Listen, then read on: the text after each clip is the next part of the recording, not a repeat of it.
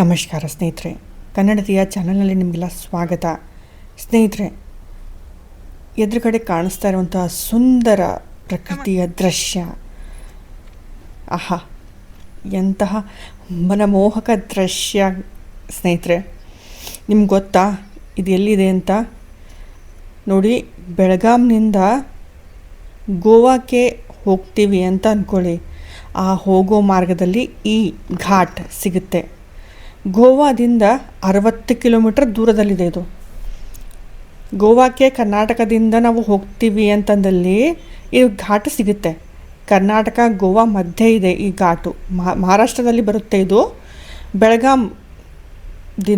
ಬೆಳಗಾಂ ರೋಡ್ನಿಂದ ನಾವು ಬರ್ತೀವಲ್ಲ, ಆವಾಗ ಈ ಘಾಟ್ನ ದರ್ಶನ ಆಗುತ್ತೆ.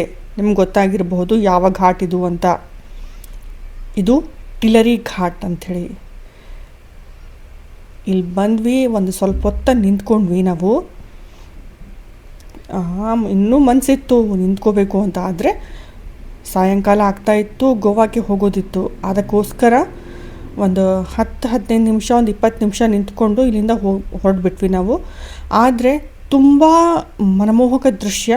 ಪ್ರಕೃತಿಯ ಆ ಹಾಸಿಗೆ ಏನಿದೆ ನೋಡಿ, ಎಷ್ಟು ಸುಂದರವಾಗಿದೆ.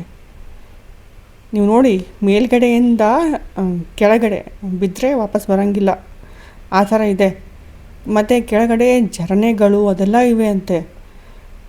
ಅಂದರೆ ಇಲ್ಲಿಗೆ ಬರಬೇಕಂದ್ರೆ ಸ್ವಲ್ಪ ಟೈಮ್ ತೊಗೊಂಡು ಬರಬೇಕು. ಅಥವಾ ಮಾರ್ನಿಂಗ್ ಸಮಯದಲ್ಲಿ ಬಂದ್ವಿ ಅಂತಂದ್ರೆ, ಜಲ್ದಿ ಬಂದ್ವಿ ಅಂತಂದರೆ ಇದು ಸ್ವಲ್ಪ ಚೆನ್ನಾಗಿ ನಾವು ಎಕ್ಸ್ಪ್ಲೋರ್ ಮಾಡಬಹುದು. ಈ ಘಾಟು ತುಂಬ ಚೆನ್ನಾಗಿದೆ ಸ್ನೇಹಿತರೆ, ತುಂಬ ಅಂದರೆ ತುಂಬ ಚೆನ್ನಾಗಿದೆ.